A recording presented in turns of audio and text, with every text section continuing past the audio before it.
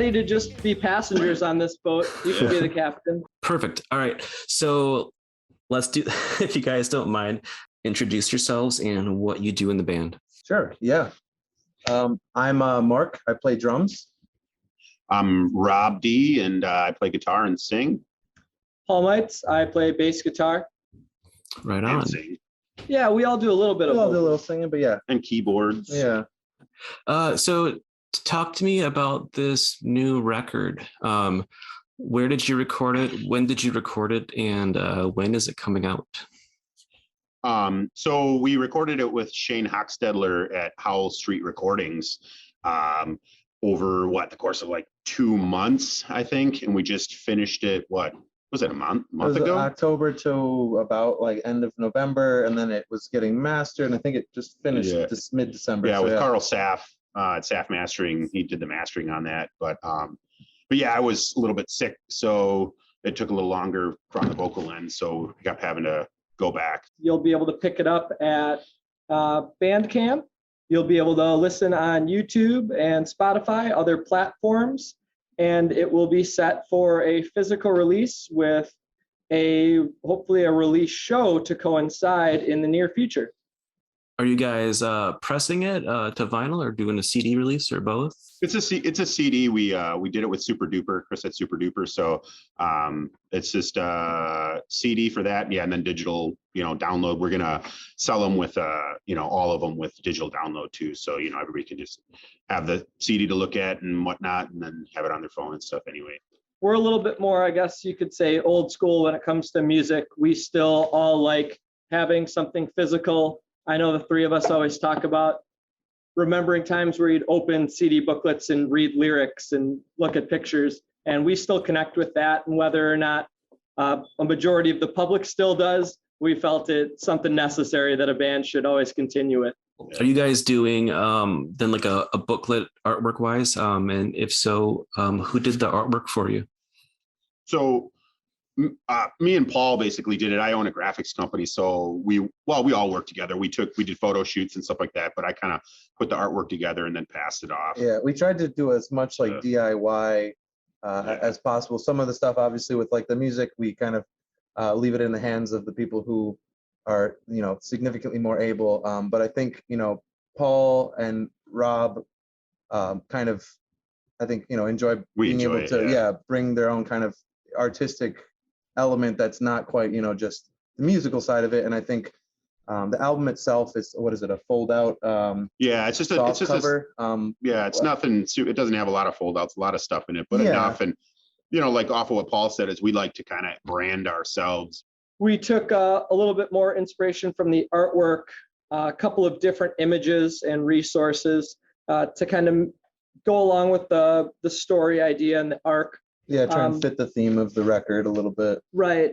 And the artwork itself, we found some great images from some other artists, some that we put together, and then using our resources that we have at home, tailored them appropriately to make them our own and to fit the story again of the album.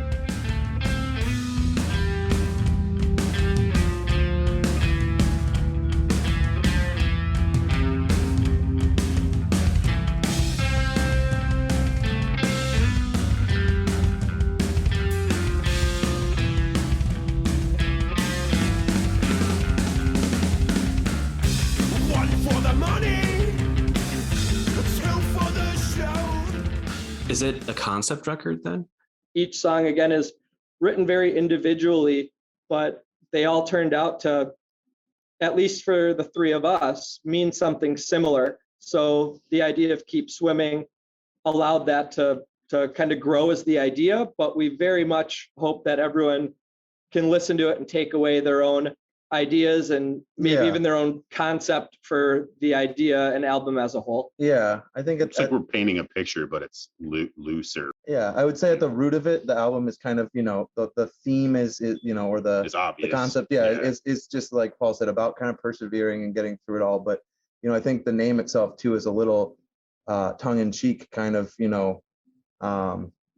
where I think, obviously, I think when people think Keep Swimming, it's like, oh, there's this association with, everything is like rosy and golden. It's been so, it's like a Finding Nemo quote Paul and I kind of had this conversation where like, life isn't a Pixar movie. And that's kind of like, at the end of it all, it's like, the feeling is kind of the same, but it's kind of with through the lens of each of us as adults, And everybody can relate right now. It's kind of funny, when all this happened for us was the same time the COVID's going on. Yeah. People are dealing with job stuff and housing and, all sorts of different things as you're going on to your personal life. So it's like, that's that. Yeah. Kind Metaphorically, of keeping your head above water, just keep pushing forward, even when it feels like, it's hard to do,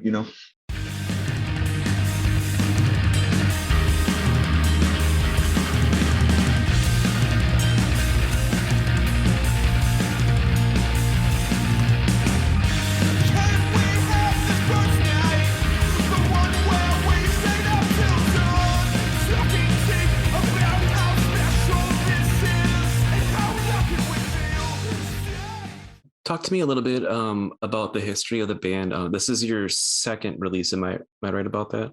This is our second release. At this point in our lives, we just want to write music that we really like. We certainly hope everyone else likes it, but we really do write music just for us, and song structures that we enjoy, and song structures that might not be very conventional or repetitive. And we moved that idea into the first record, where we brought some other people on to assist with those ideas and to help that flow. And once that record was released, we definitely understood where we wanted to take things. And so Rob and I started looking for a permanent person to bring into the band, and that's where we found Mark. And he also enjoyed, I don't want to speak for you here, bud, but definitely enjoyed the idea of kind of an unconventional writing style and flow and way of doing things. And that allowed our ideas that Rob and I had already started to work with to grow with Mark's element into, again, the new record here. And we were being extremely picky because we knew what we wanted to do. And we went, like, when I moved from drums to guitar in that process, we were just like, well, we know what we want to do. Why are we looking for someone who is going to, so I made the switch. And then we went through like 20 drummers trying to find, we'd have drummers coming exactly what you're talking about. They're trying to fit into this like bottle that other, we're like, no, we're not going to fit into. Like, we had a guy come in trying to tell us how to write our music. Like, you guys can't do that. You guys got to change it. Like, that's not music theory correctly. And we're like, dude, whatever, man. Like, I like how it sounds. We found I suck at math, let alone music theory. I mean, Mark walked through the door and he just jumped right in, and he was like, there we go. And we just knew that day too. Again, we were like, oh, this is the guy, and I kept telling Paul, we were getting frustrated because it was this like, months and months. We are a rare breed. Yeah. Everybody in this band, we like to work together on the process and trust. That was kind of what we were looking for. A drummer that we could trust to say, do what you do. I don't want to tell you like you do, and like it and like what he comes up with, so that we can just worry about ourselves and what we're doing in the creative process together. Not in one of those projects where you're trying to like guide somebody to fit the project, it's refreshing. I think it keeps it fun for us, even when, we're practicing the same material, it keeps everything refreshing, I think, from a creative standpoint, at least. With having Mark in the band now playing drums, does that kind of free you guys up, at least Rob and Paul, to like not have to focus on that aspect of things now when you're writing, or do you? Yeah, that's exactly what it is. I mean, when I'll put it this way, like, I was more picky than Paul as far as the picking of the drummer. I said, dude, we'll know when the right guy walks through the door. And that was exactly my reasoning, was because I wanted somebody to come in that I could go, yep, that guy's good. I don't have to think about it. He's going to play what we like and what fits, and it's all just going to work. And that's what, we were playing with a guy right before him, and we were almost about to settle. And, and then we just kind of were like, the day of, we're like, no. And then it was like, what, a week or two later that Mark walked in, and I was like, yep. Just like when I met Paul, I was like, yep, that's dude. Yeah, and when Rob said too, we wanted a drummer that was able to just jump right in and have a sound that we enjoyed right away. But more importantly, I think too, is we wanted a drummer that was going to come in and really enjoy what he was playing as well. we didn't want someone that was going to Well, feel like they were just settling to play. plus, not to stop you, plus the big thing that we talked about was someone that fits with us too. Of course, yeah. You know, that was a huge thing that like, we never fight in this band. One of the few bands, like barely ever is there like that. And that was a big thing. Somebody who fits with us, same sense of humor, creativity, work ethic, all those things. That was a huge thing. So we kind of got lucky. Yeah. We're taking our time. You don't but want, you want it to be, again, everyone to have fun in it. And I think it's pretty obvious when we're playing that, you know. And going back to the original question with freeing us up is it frees Robin up to concentrate on what we're most passionate about, which I think for both of us, it is lyrics and vocals and finding unique melodies. Mhm. And again, trusting the process. And if we're able to concentrate on more of what we want, it allows us to have more fun and more freedom. And that's exactly why we play music and play in a band. There's definitely like some energy to the recording, like almost like a live feel. Did you guys track it live or did you multi-track it? Like how did Shane capture that energy? That's what we were looking for too. That's one of the, you know, when we talk about indie in the old days and stuff like that, that was important. And that's how Shane works. Shane enjoys recording at the same time, you know, live, and then cutting in where you need to.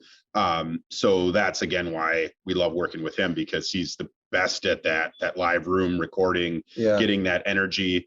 And that's extremely important for us in this band as far as our live show and everything we do, is to have that, like, you know, late 90s, early 2000s when bands like, you know, shredded and jumped around and had fun. And, you know, you don't worry about every perfect note. You're just worrying about, like, you know, even Shane mentioned that how many times in the studio. Yeah. Well, and he mentioned how many times in the studio. It's like, you know, some of my favorite parts on records are where people unintentionally did something or a note was not quite right. And we were like, you know, you're right. Like, if you think about some of your favorite records, it's like, it's not perfect polish. And that's what you get from live. How do you guys approach just being in a band now, maybe differently than how you did when you were younger? And kind of talk to me about that. Making this project fun and not making it, I mean, we're super serious about it, but the expectations that we put on were very upfront. We're not going to try to be rock stars next week. We're just going to try to have fun with what we do and bring what we do to people, you know, and again, like, I hope they like it, but I'm not trying to be somebody. We're not trying to be somebody else, and we're not trying to push something. We've all, you know, with what we've done, we've all had successes. We played with some cool bands and done some cool stuff, and you learn from that. And again, like you know, working with people like Shane and other really cool bands who gave us opportunities when we were younger, you learn, like, again, we call it band etiquette, which again, we're passing on to the younger people now too, is that, like, again, we show up to a show, we show up early, you know, and we stay late. Stay to all the bands, you know, support everyone, even if you don't like it, you know, you Yeah. want to show up there and you want to be present and you want to show them that hard work, you know, is worth something, is worth taking note of. Well, yeah, and it's like you play at a venue and stuff like that. And it's like the sound guy doesn't have to do, like, you know, you go to Cactus Club, it's like Alex doesn't have to do the amazing job that he does. You go and say thank you. Yeah, know? like, you know, he's just as important as, you know, the bands that you're playing with to have a good time. If he's not there, it's like, what do you know? For me, pairing off what Rob said, is that a lot of it comes down to definitely playing for yourself. I guess you don't realize it as much when you're younger, but when you're doing something for you and you're really playing for you more than anything else, and with people that support you and what you're doing, and just being present in a band and that type of outlet means the most. And I personally think you write the best music because of it, because it's fully your music. So when you do something, definitely make sure you're doing it for you more than anything. And as being younger too, I think another that falls in line that I may have been guilty of once or twice is, you know, being younger, it was easier to have a few drinks before a show or you know, do something like that. And you know, you gotta learn how to be respectful to yourself and your bandmates and to other people around you. So and the people who came to see you play. Exactly. And so now if I make a mistake, it's because I made a mistake, not because of anything else. So Yeah. just being respectful as a bandmate is very important in how And exactly how this band was formed though too, is that we were, you know, we took our time to find people that we wanted to play in a band with.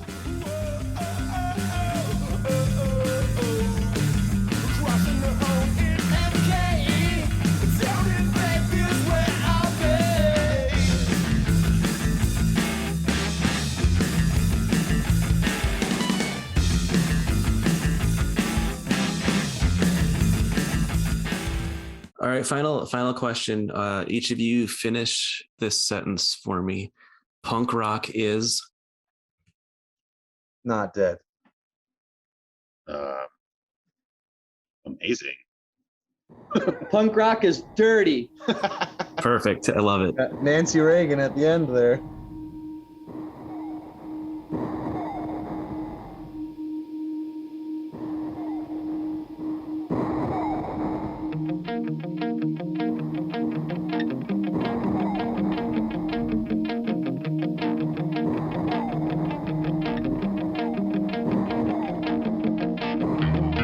So walk, don't run, silly little girl.